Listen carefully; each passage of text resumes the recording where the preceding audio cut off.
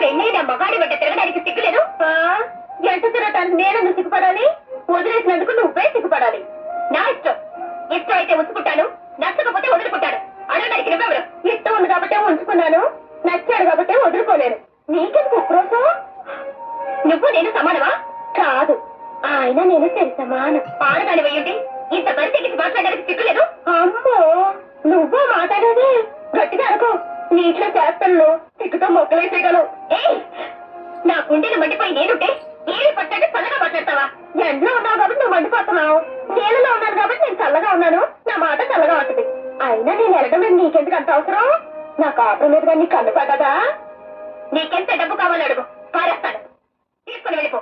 డబ్బుతో కొనేసుకోగలిగితే ఎంతమంది ఎండలు కొనేసుకునేవాళ్ళు, ఎన్ని కాపురాలు కూలిపోయావో.